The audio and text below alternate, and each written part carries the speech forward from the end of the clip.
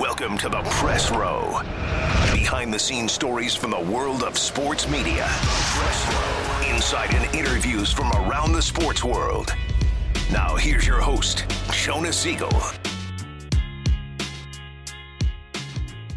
Welcome back in the Press Row. Jonah Siegel here.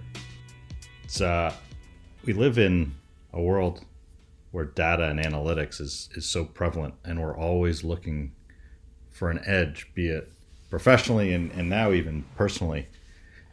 And when you think about books and things that people are reading like Freakonomics, if you remember that book, if you haven't read it, highly recommend it. One of the things they talk about is the notion that athletes and hockey players in particular tend to be born in certain months. As just another example of using data. And you can imagine that parents have probably tried to have kids in those months to increase their odds of being professional athletes. Having seen both my kids go through the ranks of youth sport, watching parents try to do crazy things to try and advance their kids' chances of winning sport gold, if you will. So today we have a unique opportunity to talk to a former athlete, current executive author, who's taken that data in a different way and looked at geography and analyzes the rare coincidence, if you will, that small towns across the world produce athletes en masse.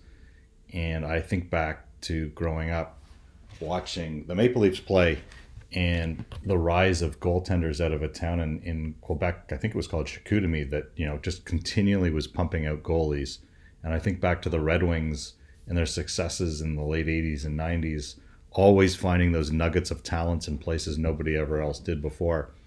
So I think you'll really enjoy today's episode, looking at geography as a source and the differences between life for an athlete growing up in a big town versus a small town. So that's coming up in a minute. But first, a word from my friends at BetOnline. As you know, we are getting closer and closer to being back to fully normal, whatever that means to you. But sports is certainly prevalent. Stanley Cup finals, NBA finals, Major League Baseball. We're going to have a very condensed summer. Leagues are ending. The NFL is upon us. We've already had their draft. Both the NBA and NHL draft are coming quickly. It's going to be a very short, busy offseason. BetOnline is your number one place for all the information. And guess what? You can also place a wager. If you haven't been paying attention here in Canada, sports betting is certainly top of mind, as legal bets are now possible on single games, which is very, very new. Make sure you visit the website today. Use your mobile device to join. Receive a 50% welcome bonus on your first deposit. So before the next tip-off, face-off, or pitch, head over to BetOnline and start playing today. BetOnline is your online sportsbook experts. Hi guys, this is Jay Ashbrook from Seattle Shirt Company. I know you're thinking, if I'm not in Seattle, why do I need a shirt from SeattleShirt.com? The answer is because we carry much more than just Seattle shirts. Check us out for everything from NBA and NFL, throwback jerseys, sweatshirts, hats, t-shirts, you name it. Right now we're offering free shipping on all orders over $9.97 and over $30 to Canada. Check us out now at SeattleShirt.com and enter the code PRESSROW, that's PRESSROW, at checkout for an extra 15% discount on your entire order. Once again, that's SeattleShirt.com. Now back to more of the Press Row. Here again is your host, Jonah Siegel. Welcome back in the Press Row. Jonah Siegel here. A happy Canada Day to all those celebrating. Sorry for the short delay in podcasts. As you know, I traveled back to Canada and have been in quarantine. So free again. Able to do this again. Happy to be speaking to you, and happy to be reporting all is well here on the eastern side of Canada, if you will. Lots going on in the world, but we're going to talk to somebody today who is a content producer, a little different from some of the other folks that we've talked to. Very happy to have him with us. He is a former athlete. He's involved in sports management. He's written numerous books, and yesterday he launched a new movie, and that is why we're talking to him today. I think it's a really interesting topic. His name is Rasmus Ankersen. Rasmus, how are you? I'm good, thanks. Good to be with you. So you had a very interesting background, growing up in Denmark, and now you're in the UK. Can you give us a quick tour of your life? Sure. I mean, I grew up in the western part of Denmark. It's a small town called Herning, and I was playing a lot of football during my childhood and dreamed about becoming a professional football player. Unfortunately, I got injured, so I was one of those guys that always tell that if I just hadn't got injured, I would have played at the Euros or something like that. I know I was not a top player, but I was ambitious, and I kind of turned my failed career as a player into becoming a coach. So I helped build the first football academy in Scandinavia, which is called with a club called FC Midtjylland, where I'm actually the chairman of the club today. And then I was really interested in like the psychological side of elite sport. And I wrote a book called The DNA of a Winner, which then kind of led me to start doing consulting for businesses and speaking engagements around the country. And I kind of took that curiosity into that topic to that kind of led me to write several other books. And at one point I realized that the best athletes in the world tend to come from the same small places. So like the best middle distance runners in the world are from a lot of them are from the same village in Ethiopia. The best sprinters on the planet come from the same athletic club in Kingston, Jamaica. The best female golfers are from the same region around Seoul in South Korea, and so on. So I decided to travel around the world for 6 months, and I lived and trained in each of these places to try and uncover what was the secrets. And I wrote a book about that called The Goldmine Effect. And that was being published internationally. So my publisher was in London. So that's 12 years ago. I decided to move to London, where I'm living today. And this is where I'm kind of met the owner of Brentford Football Club, who read my book, and we started spending some time together. And a long story short, he ended up wanting to buy another football club, and he bought FC Midtjylland in Denmark, my childhood club. I recommended him to do that.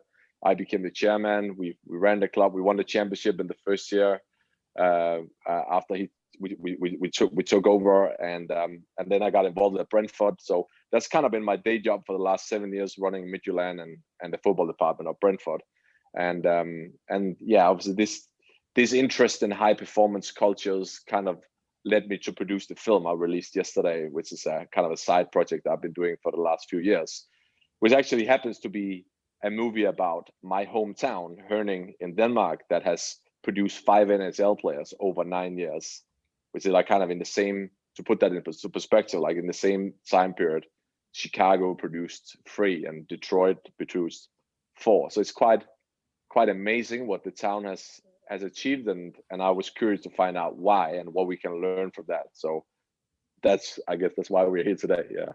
Awesome. So, just for my own ignorance and perhaps ignorance of anyone listening, the teams that you're involved with in football, are soccer, if you will. Are they professional teams? Yeah, very much so. So, Midtjylland is the Danish team has won the Danish championship 3 times in the last 6 years. So it's kind of become the top team of Denmark. And actually this year we qualified for the Champions League. So we played Liverpool and Atalanta and Ajax in the group stages, which was, an unbelievable experience for us, given that Midtjylland is just a town with 50,000 people. So that was a big thing for us. Brentford, the other club, we just promoted actually to the Premier League a few months ago. So it's been 74 years since Brentford has been in the top tier of English football. So it's been a big, it was a big achievement for the club. And basically the philosophy of both clubs have been, we've been up against teams that have bigger budgets than us. So so we very much try and do things different, and we've been using player development and doing new things within that, and also when it comes to using data to drive better, smarter decisions, we've been investing a lot into that. So it's been an amazing journey, and I think we're in a good place now with both teams, really. So. And did your teams have seasons this past year, or were things shut down, or how are things during COVID? No, we played. We had a full schedule. It was a very compact season because we started the season late because the previous season finished late. So we pretty much played every third day, but without fans in the stadium. So we had like for the semifinal in the playoffs in England, we had like 4,500 in the stadium, and for the final at Wembley, where we promoted to the Premier League, we had 12,000 in there. So it's going in the right direction, but we are very much looking forward to having everyone back for the new season here. So I will admit, I've made numerous attempts to become a football fan. I have struggled, but I will say that one thing that has happened to me during COVID is I did fall in love with the TV show Ted Lasso. Was that big over? Yeah. Was that as big over there as it has been over here? No, I've seen a few clips from YouTube, and which I thought were great and really funny. But yeah, it's not become that big here, I think. Interesting. Okay.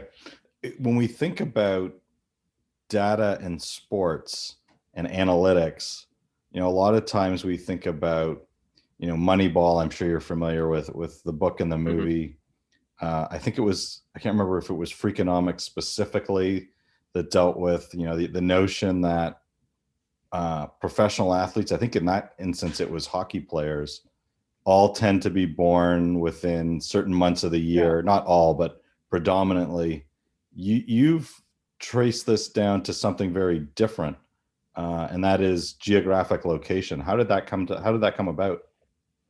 So yeah, I think there is this cluster effect, and I've seen that with the places I visited when I wrote my book, whether that be sprinters or middle distance runners or golfers. And I've kind of seen it here with the hockey players in Herning, the small town, that there is an effect in terms of people coming from the same place. And I've looked into lots of possible explanations. And I would say that the one I kind of try and build my film around, which is something called the birthplace effect. So it was a study done by a researcher called Sean Cote. He's a professor at Kingston University in Canada, or Queen's University, sorry, in Kingston. And we do that on purpose to confuse people. Oh, right, yeah. And he kind of found out that there is an overrepresentation of top athletes coming from small towns. So if you, for example, are born in the US in a town between 50 and 100,000 inhabitants, you have basically you're 18 times more likely to become a top athlete than if you grow up in a city with more than 500,000 people. And that's quite counterintuitive, because you would think that growing up in a bigger city would give you access to better coaches, more resources, better facilities. But there is something that goes on in small towns that seem to be much better at developing top athletes. And actually, Herning, the town that I'm looking into here, is actually 50,000. So the question I've been asking is like, is Herning really the poster boy for this birthplace effect? And what are kind of the takeaway lessons from that? So let's dig into it a little bit. Why is it, do you think, and does this professor think, that there is an increased likelihood of success, however you define success, in becoming a professional athlete in whichever sport that it is, coming out of a smaller town versus a larger town? Is it as simple? As big fish in a little pond versus little fish in a big pond? I think there is an element of that. I think at some stage in your career, it's better, an early stage, I would say, in your career, it's better to be a big fish in a small pond than a small fish in a big pond, because you get confidence, you get approval, you get to, take the decisive shots because you're the best player. You may be able to get to play in 2 or 3 teams at the same time because you play up as well with older players. So you just get a lot more opportunities if you are a big fish in a small pond. But really, I'm kind of focusing on 3 possible explanations for this. The first one is about culture. So I think in a small town, it's much more likely that you get like a one-dimensional culture where it's all about one thing. In this town, it was all about hockey. I mean, even the CEO of the hockey club, he became the mayor of the town. That's how big it was, And I remember growing up there myself. It was all, you were driving around the town back then, and you would see like kids out in the streets playing roller hockey all the time. So if you grew up in Manhattan, for example, or Toronto, I mean, for every choice you have to make, there's like 10 distractions. Whereas in a small town, it's much easier to focus. So I think that means that those towns tend to capitalize better on their talent pool. I mean, in the sense that everyone who has any kind of athletic talent end up becoming hockey players in this case. Not footballers, not basketball players. They become hockey players because that's what the culture is about. It's a little bit like sprinters in Jamaica, right? I often say if Usain Bolt were born in the US, he would never have been a sprinter. He'd been a wide receiver in American football, or maybe a basketball player because of his height. So culture is a big thing, Another explanation I think is a strong suggestion for why this happens in small towns, has to do with role models and the proximity of role models you have in small towns. So what often happens is that one guy breaks the ice. In this case, it was Frans Nielsen who got his debut for the Islanders in 2007, and after that it kind of went, becoming an NHL player went from something you just watched on TV to feeling like a real possibility to people. So you see that in all the places I've studied, that you got this icebreaker effect. One does it, and then everyone else thinks, oh, if he can do it, why can't I? Because they know that person. It's from their neighborhood. They know his family. They played hockey with him in the streets. They know they know the weak. That's what the proximity of role models. What it does is that it kind of demystifies what it takes to be good, because you see all the imperfection as well. And if it's just a distant role model, it may inspire you, but it feels still unachievable in some respects. So I think in a small town, you're much more likely to have that proximity. Like these guys come back in the summer and skate, there's a real ecosystem going on there. And the final point I would make on that, on the small town effect is more has more to do with like, actually they're more productive because they're less competitive than big cities. So if you in Montreal and Toronto, you have all these cut teams, like travel teams, tryout teams, players get cut like from a very early age. And we kind of know that when you've been cut for a team, it's very difficult to kind of re-engage with the system. So you have these systems that kind of select kids very early on. And that's actually, it feels more competitive. It feels like the right thing to do, but actually you cut off a lot of talent that could have become good, because we know it's super, super difficult to predict talent from at that age. And what happens in a small town is like you need everyone to play, because otherwise you don't have a team. So you focus on the social side, you focus on making it interesting to try and retain the athletes for as long as possible. You don't cut them. And that means that you have all these late bloomers that tend to come through the system because they have a different trajectory. An example of that is actually Freddie Anderson, that is the goalie of Toronto Maple Leafs. He's from Herning, and like if you ask the guys in Herning, I mean, seriously, no one saw him as an NHL player. He was a late bloomer. He didn't even get his debut for the Herning first team before he was like 20 years old. So if he'd been born in Toronto, I think he would have been cut from the system because he was not that good at that time. But because he was in a small town, he got that second chance. He stayed in the system, and then went up to develop in kind of on his trajectory, and obviously became, one of the best in the NHL. So there'll be three things I would highlight as possible explanations for why small towns are tend to be better than big cities. This is the Press Row with Jonas Siegel. I'm a meat eater. These guys have been on Shark Tank.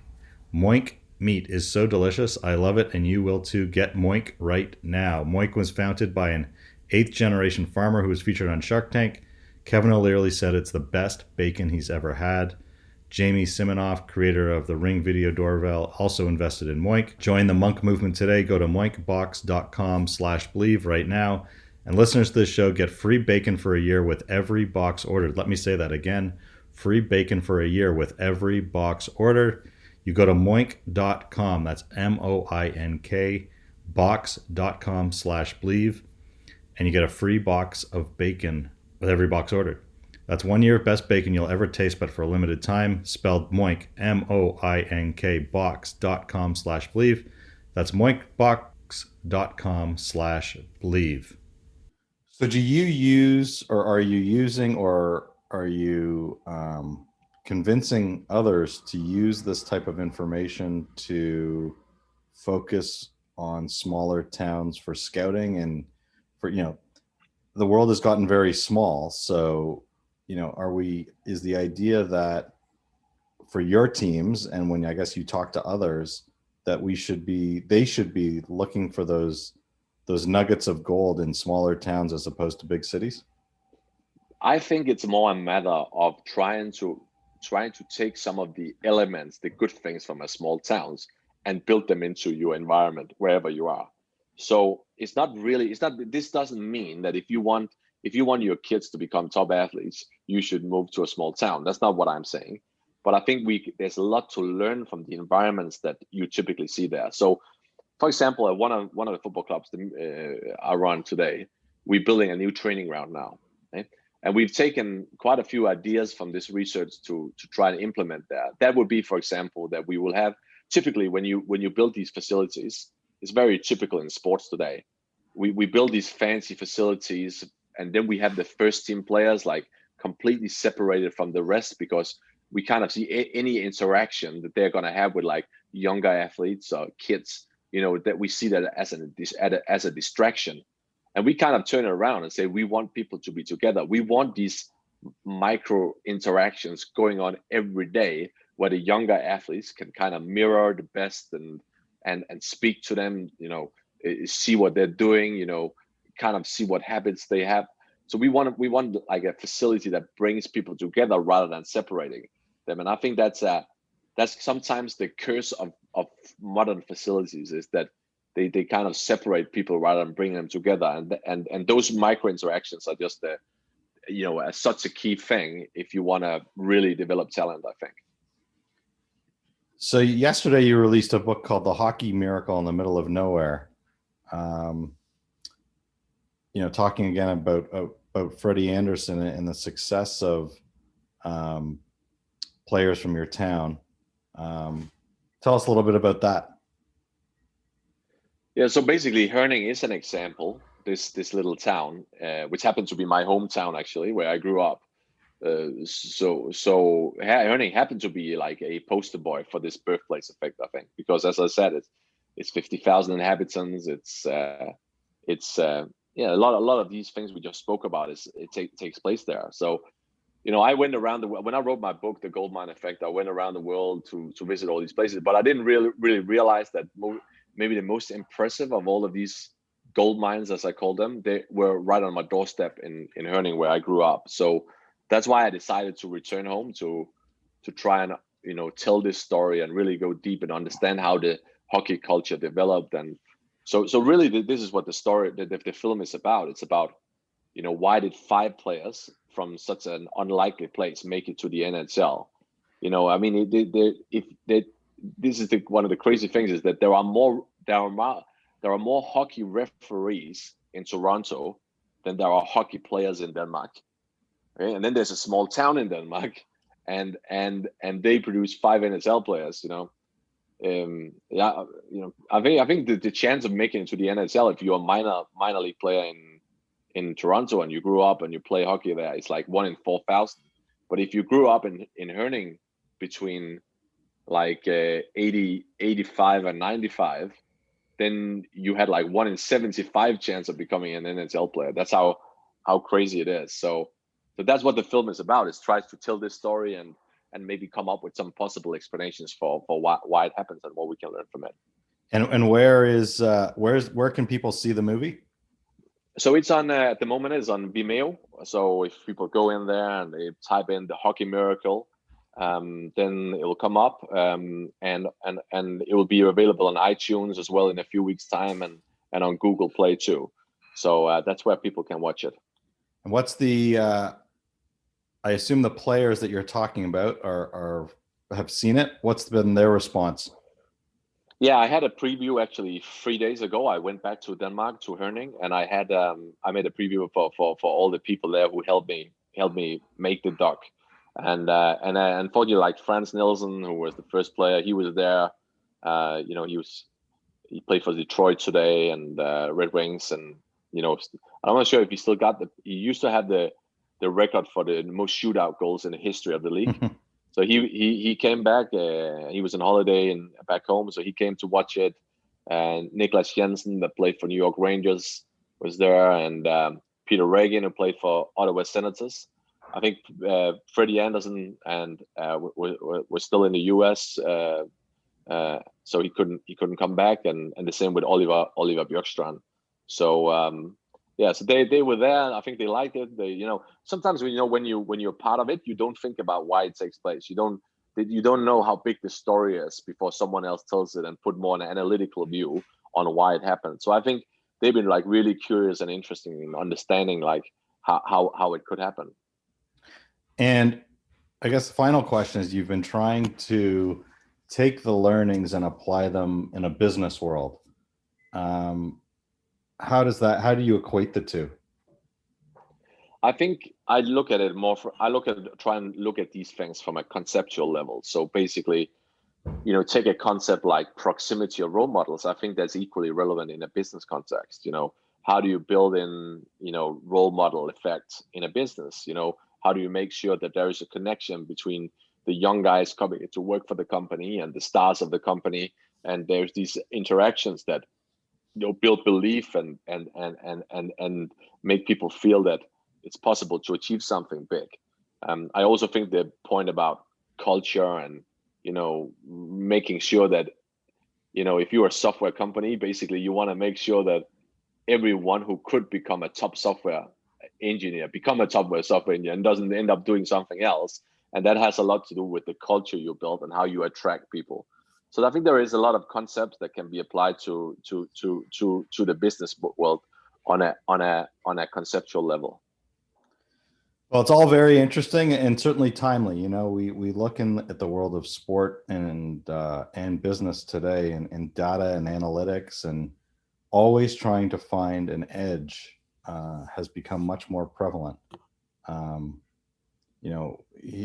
We're watching two different teams right now in the Stanley Cup in Tampa Bay and Montreal, two different styles.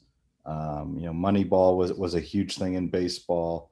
Lots of discussion about things like the shift in baseball and how data and analytics and Theo Epstein saying that his use of it has destroyed the game. So your writing is certainly timely. The movie looks very, very interesting. I think here in Canada and across North America, if you're a hockey fan, you're familiar with the CBC's, or through now Rogers, program called Hometown Hockey. And they spend, the better part of the season traveling to smaller towns across Canada and visiting their hockey communities. And each community features their set of NHL stars who've come through the town, who grew up there. And it is always quite amazing to see how big these small towns are, and they become factories, if you will, for creating NHL talent. For a long time, I think the town was called Chicoutimi in Quebec. They were just constantly turning out hockey goalies. I'm not sure if they still are, but there was a string of 4, 5, 6 seasons where goalies just kept coming out of that town. Much like you say, and there's obviously a reason for it. I don't know the numbers, but I would say that the number you said about odds of becoming a professional hockey player in Toronto is 1 in 4,000. That doesn't seem right. That seems very, very low. I think you have a better chance getting hit by lightning than becoming a professional hockey player, having grown up in Toronto. It's very, very rare considering the number of kids who play. And I think that the most interesting thing that you've said that I've heard is the notion of cut teams. And we're watching a big transformation right now in youth sports with contact and body checking, and that kids used to get out of the sport because of it. They've eliminated it in many leagues, and that has drawn a lot of ire. But I think you're right. I think that the cut philosophy and especially with that's the thing that you often see that I think in big countries that have a lot of athletes, because you don't really, Canada can waste a lot of talent but still be the best in the world because hockey is so big. There's so many athletes there, whereas in a small town you have to get the most out of every drop of talent you have. So you have to have a different approach. And that's why I think these things, it's interesting how you can apply that mindset and in a big country that has the luxury of having a lot of athletes and a lot of hockey culture like Canada. So I think you're raising a really interesting point there. Well, I think what I was going to say is what I think is most informative, and I'm not sure if you spent any time on it, is my experience through sport, through my kids, watching them grow up. And I never had any ideas that they were going to ever grow up to be anything other than beer league players of their sport. I wanted them to play sports to learn how to become part of a team, not that I had any notion that they would ever do so competitively. But I think the cut philosophy, as you put it, has much more to do with the parents than it does the kids. And, probably, yeah. And I wonder if the philosophy is different of the parents and those in and around sport in small towns compared to in big towns. So a lot of people, a lot of people in big towns will do anything, pay anything. They become crazy, if you will, to try and get their kids an advantage with the hopes of either getting them to play junior or into a U.S. college with the notion that they may win the lottery and get to play pro. I wonder if in a small town, just having them compete and be good people and learn a trade and a skill is very different. And I wonder how those two dynamics play out in a big town versus a small town. Yeah, I think that that's a fair point. I mean, probably the parents in. I would think like the parents probably are less competitive in a small town. I think it's more about a social thing to play sport. Like you play with your friends, you play to have fun, and then maybe that's a more healthy way of actually raising an elite athlete than being like too one-dimensional, too focused at an early age. I mean, another thing is there's been lots of studies on like should you specialize early in one sport or should you play many different sports, and it seems like more at an early age is more effective maybe to actually have to take part in a wide variety of sports and not specializing too early from an athletic point of view. And I think also in a small town, you're more likely to diversify. You play different types of sports. And maybe also that helps make you a better athlete.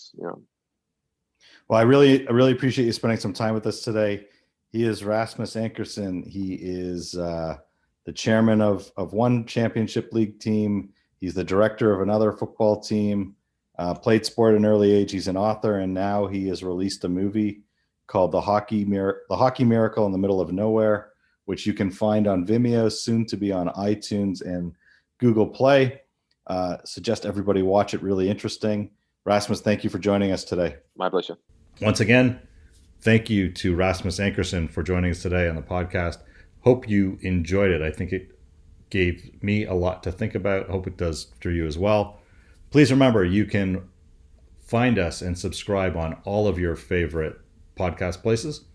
Subscribe and definitely leave us a positive rating if you enjoyed it. If you have guests you would like to hear me interview, send me an email at jonah@torontosportsmedia.com.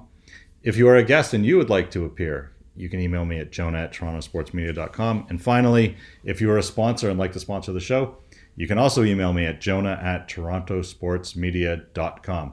Thanks, and we'll see you next time.